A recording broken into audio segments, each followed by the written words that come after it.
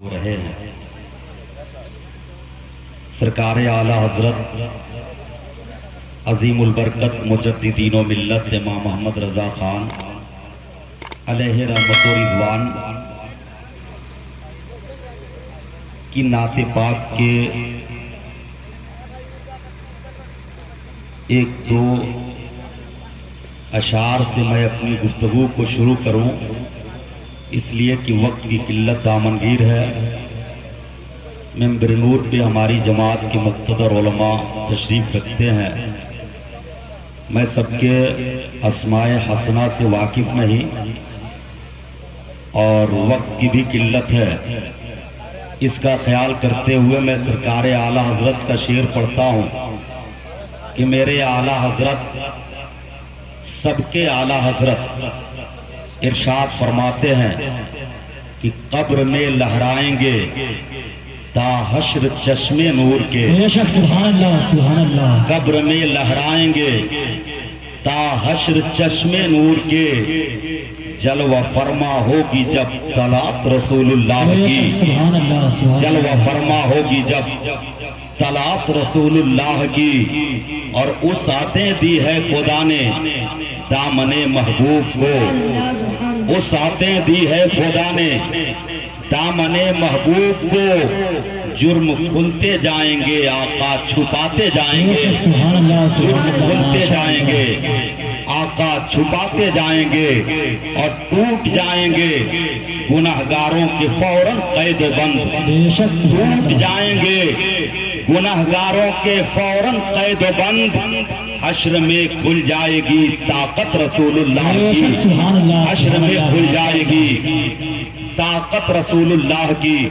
میں نے قرآن مقدس کی جس عظیم آیت کریمہ کی تلاوت کی ہے، پاک پروردگار عالم اپنے مقدس کلام پاک میں ارشاد فرماتا ہے، یا ایھا الذین آمنو، اے وہ لوگ جو ایمان لائے۔ قرآن پاک کی آیت کریمہ پہ تھوڑا سا آپ غور کریں اور اطمینان سے 15 منٹ آپ حضرات مجھے سماعت کر لیں، انشاءاللہ بڑا لطف آئے گا۔ قرآن نے کہا اے وہ لوگ جو ایمان لائے، یا اے ایمان والو۔ جب قرآن نے یہ کہہ دیا کہ یہ ایمان والو، تو اب کلیئر ہو گیا کہ آگے جو بھی پیغام دیا جائے گا وہ ایمان والوں کو دیا جائے گا، آگے جو بھی حکم دیا جائے گا وہ ایمان والوں کو دیا جائے گا، بے ایمانوں کو نہیں دیا جائے گا۔ تبھی پروردگار نے فرمایا یا ایھا الذین آمنوا، یعنی اے ایمان والو۔ اب اس کے بعد اللہ تعالیٰ نے جو حکم نازل فرمایا وہ حکم یہ نازل فرمایا اتقوا اللہ، اللہ سے ڈرو۔ جب ڈرنے کی بات قرآن نے کیا تو میں سوچنے لگا کہ قرآن پاک میں اللہ تعالیٰ نے ارشاد فرمایا آمنو، یعنی یا ایھا الذین آمنو، پہلا جملہ ایمان کے حوالے سے کہ اے وہ لوگ جو ایمان لائے۔ اب ایمان والوں سے کہا کہ تم اللہ سے ڈرو، یعنی پہلے ہم ایمان والے ہو گئے، اور جب ایمان والے ہو گئے تو پھر اللہ نے حکم دیا کہ تم ایمان والے ہو گئے تو تم اللہ سے ڈرو۔ کیا مطلب یہ سمجھ میں آیا، اگر ایمان نہیں ہے سینے کے اندر، اگر کوئی ڈرتا ہے اللہ سے تو اللہ سے ڈرنا اس کے لیے فائدہ مند نہ ہوگا، فائدہ مند اس وقت ہوگا جب کہ سینے میں ایمان ہوگا۔ بے شک سبحان اللہ، اگر ایمان نہیں ہے تو اللہ سے ڈرنا فائدہ مند نہیں۔ یہی پلٹ کر کے میں کہوں، اگر کسی نے ایمان نہیں لایا اور نماز پہ نماز پڑھتا ہے، روزہ پہ روزہ رکھتا ہے، زکات پہ زکات دیتا ہے، حج پہ حج کرتا ہے، صدقہ خیرات کرتا ہے، دنیا کے اندر بہت سارے نیک اعمال کرتا نظر آتا ہے، لیکن ایمان کی زمین نہیں ہے، ایمان کی دولت نہیں ہے، تو یہ سارے اعمال اس کے چہرے پہ مار دیے جائیں گے، اس لیے کہ ان کی کوئی حقیقت نہیں ہے۔ اگر اعمال سے فائدہ لینا ہے تو سب سے پہلے ایمان کی زمین کو مضبوط کرنا بے ہوگا۔ شک سبحان اللہ سبحان اللہ، ماشاء اللہ، اگر ایمان کی زمین مضبوط ہے، آپ کے پاس ایمان ہے تو اعمال کا فائدہ آپ کو حاصل ہوگا۔ کیا مطلب؟ قرآن نے دو چیزوں کا تذکرہ کیا، پہلی چیز ایمان اور دوسری چیز ڈرنے کے تعلق سے، اور یہ ڈرنا انسان کے عمل میں شامل ہے، اور جب عمل میں شامل ہے تو قرآن میں دو چیزوں کا ذکر ہو گیا، ایک چیز ایمان اور دوسری چیز اعمال، یعنی عمل اور ایمان، اور یہ دو چیزیں وہ ہیں جن کی بنیاد پہ انسان کی دنیا و آخرت میں فلاح اور کامیابی ہے۔ ان دو چیزوں کی بنیاد پہ دنیا و آخرت میں انسان کے لیے کامیاب و کامرانی ہے۔ یہاں بھی سرخروئی ہے، وہاں بھی سرخروئی ہے، یہاں بھی کامیابی ہے، وہاں بھی جنت کی ضمانت ہے۔ کلیئر ہو گیا کہ دو چیزوں کی بنیاد پہ انسان کو جنت ملے گی اور دو چیزوں کی بنیاد پہ انسان کامیاب ہو جائے گا۔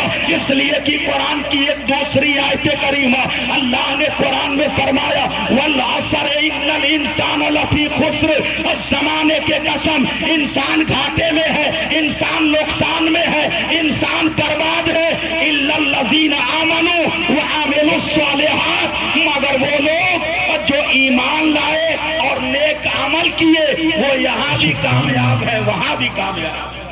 سبحان اللہ سبحان وہ لوگ جو ایمان لائے اور نیک عمل کیے، اب کلیئر ہو گیا کامیابی ایمان لانے کے اوپر اور نیک عمل کرنے کے اوپر ہے۔ ہم نے ایمان لایا اللہ پر، اس کے رسول پر، اس کے کلام قرآن پاک پر، اس کے دین مذہب اسلام پر، اس کے تمام انبیاء کرام پر۔ قبر کے اوپر ہم نے ایمان لایا کہ قبر کے اندر سوال و جواب ہوگا۔ حشر کے تعلق سے ہم نے ایمان لایا کہ میدان محشر میں ہم کو حساب و کتاب دینا ہے۔ ہم نے جنت و جہنم پہ ایمان لایا، عرش و کرسی پہ ایمان لایا، لوح و قلم پہ ایمان لایا، خدا کے نوری مخلوق فرشتوں پہ ایمان لایا۔ ساری چیزوں کے مان لینے کا نام ایمان ہو گیا۔ اور جب ایمان ہو گیا اب اس کے بعد ضرورت ہے تو عمل کی ضرورت ہے۔ ویسا سبحان اللہ، عمل کی ضرورت ہے۔ آخر عمل سے ہوتا کیا ہے؟ ایمان اگر ہمارے اندر آ گیا تو ہم کامیاب ہو گئے۔ پھر عمل سے فائدہ کیا ہے؟ تو میں آپ کو بتاؤں، عمل کی بنیاد پہ ایمان میں مضبوطی پیدا ہوتی ہے، عمل کی بنیاد پہ ایمان میں چاشنی پیدا ہوتی ہے، عمل کی بنیاد پہ ایمان میں روشنی پیدا ہوتی ہے، عمل کی بنیاد پہ ایمان میں نکھار پیدا ہوتا ہے۔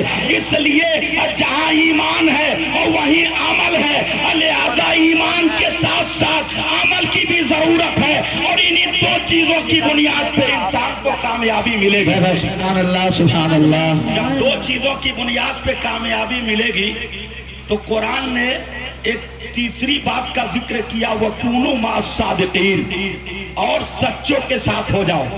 جب دو چیزوں سے دنیا و آخرت میں کام چل جانے والا ہے تو پھر تیسری چیز کی ضرورت کیوں پڑی؟ وَكُونُوا مَعَ الصَّادِقِينَ، اور سچوں کے ساتھ ہو جاؤ۔ اس کی کیا ضرورت ہے؟ تو آئیے میں آپ کو بتاؤں کہ ایمان آپ نے حاصل کر لی، اعمال آپ نے اکٹھا کر لی، لیکن یہ دنیا ایسی دنیا ہے کہ اس دنیا کے اندر ایمان اور اعمال کو بچانا آسان نہیں ہے، بہت مشکل ہے۔ ہم اپنے بل بوتے پر ایمان اور اعمال کی حفاظت نہیں کر سکتے ہیں۔ ایمان اور اعمال کی حفاظت کے لیے ہمیں وَكُونُوا مَعَ الصَّادِقِينَ کی ضرورت ہے۔ بے شک سبحان اللہ، ماشاء اللہ۔ وَكُونُوا مَعَ الصَّادِقِينَ کی ضرورت ہے، اس لیے کہ تاریخ نگاہوں کے سامنے ہے۔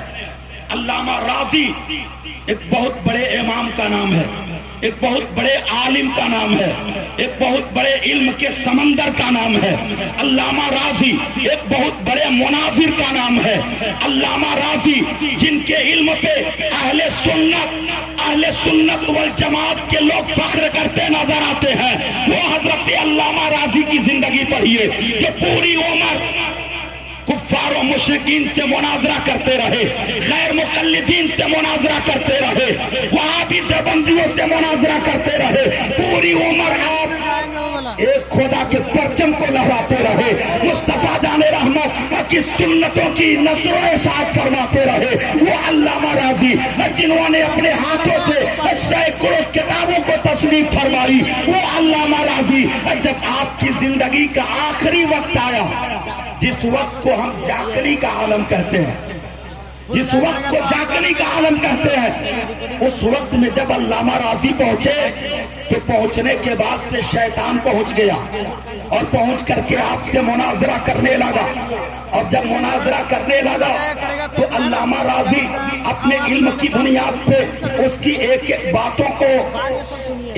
باتوں کو کاٹ کر کے اپنی بات کو ثابت کرتے رہے، یہاں تک کہ علماء بیان کرتے ہیں 360 شیطان کے دلائل کو آپ نے کاٹ دیا تھا، اور 360 مرتبہ آپ نے یہ ثابت کر دیا تھا کہ اللہ ایک ہے۔ سبحان اللہ سبحان اللہ ماشاء اللہ۔ 360 مرتبہ آپ نے یہ ثابت کیا کہ اللہ ایک ہے، یہاں تک کہ اب بالکل چند سیکنڈ باقی تھے آپ کی روح نکلنے میں، شیطان نے آپ کے سارے دلائل کاٹ کر کے اس نے ثابت کر دیا کہ اللہ ایک نہیں دو ہے، سارے دلائل کو کاٹ دیا۔ آپ کے پیر و مرشد کچھ دوری پر آپ وضو فرما رہے تھے، پیر ہو تو ایسا ہو، وضو فرما رہے تھے اور وہیں سے اپنی آنکھوں سے یہ سارا منظر دیکھ بھی رہے تھے اور اپنے کانوں سے سن بھی رہے تھے۔ میں پیغام دینا چاہوں گا، بڑے خوش نصیب وہ لوگ ہیں جو شریف العلماء کے ہاتھ میں اپنا ہاتھ دے کر کے ان کا غلام بن چکے ہیں۔ شریف العلماء کی شخصیت کے حوالے سے میں ایک جملہ آپ کے سامنے بولتا ہوں۔ شریف العلماء کے حوالے سے آپ نے مجھ سے قبل سنا، آج خوشی نگر کی سرزمین پر اگر سنیت زندہ ہے تو صرف اور صرف شریف العلماء کی بنیاد پہ زندہ ہے۔ آج اگر خوشی نگر کی سرزمین پر نبی کی سنتوں سے ہم اگر وابستہ ہیں، نبی کی سنتوں سے آج ہم اپنے آپ کو آراستہ اور پیراستہ کرتے ہیں، تو یہ تعلیم خوشی نگر میں کسی اور نے نہیں، شریف العلماء نے دیا ہے۔ شریف العلماء پوری زندگی آپ نبی کی سنتوں اور کی تبلیغ و اشاعت اور مذہب اسلام کے ایک ایک قوانین کو کی تبلیغ کرتے ہوئے آپ نے پوری آپ اپنی عمر صرف کر دی، لیکن آپ دیکھیے آج وہ شریف العلماء جن کی بارگاہ میں ہم خراج عقیدت پیش کرنے کے لیے حاضر ہیں، یقیناً کروڑوں لاکھوں رحمتیں ان کے مزار انور پہ ہوں، جنہوں نے سنیت کو مضبوط کیا، ہمارے ایمان کو مضبوط کیا اور ہمیں عشق رسول سکھایا۔ سبحان اللہ سبحان اللہ، عشق رسول، اللہ اکبر، یا رسول اللہ زندہ باد زندہ باد، اللہ اکبر، یا رسول اللہ زندہ باد زندہ باد۔ شریف العلماء حضرات آج کے ڈیٹ میں بھی علماء ہیں، اگر آپ کسی ضرورت کے تحت کسی موقع پہ اگر بلائیے تو آپ کو پہلے کرایہ بھیجنا پڑے گا، جب تک کرائے ان کے کھاتے میں نہیں پہنچیں گے، چاہے وہ دین کی خدمت کا معاملہ ہو یا کسی بھی معاملے میں، تب تک وہ اپنے گھر سے قدم نہیں نکالیں گے۔ لیکن یہی پیپرا کنک کی سرزمین پر شریف العلماء کی وہ ذات ہے کہ پیپرہیاں میں تبلیغی جماعت والے پہنچ گئے اور اس گاؤں پہ قبضہ کرنے والے تھے، اس گاؤں کے لوگوں کا ایمان چھیننے والے تھے۔ ایسے وقت میں ایک کم پڑھے لکھے بزرگ مولوی صاحب سائیکل چلا کر کے پیپرا کنک کی سرزمین پر آتے ہیں، اور آنے کے بعد سے حضور شریف العلماء کی بارگاہ میں ہاتھ جوڑ کے کھڑے ہو گئے، حضور آج پیپرہیا کے مسلمانوں کے ایمان اور عزت کا سوال ہے، حضور آپ تشریف لے چلیں اور چل کر کے ان تبلیغی جماعت والوں سے اور پیپرہیا کے مسلمانوں کو آزاد کرائے۔ ایسے وقت میں حضور شریف العلماء نے نذرانے پہ دھیان نہیں دیا، دولت پہ دھیان نہیں دیا، سواری کا انتظام نہیں کیا، بلکہ خود پیدل چل کر کے آپ پیپرہیا کی سرزمین پر گئے اور وہاں کے مسلمانوں کے ایمان کی حفاظت۔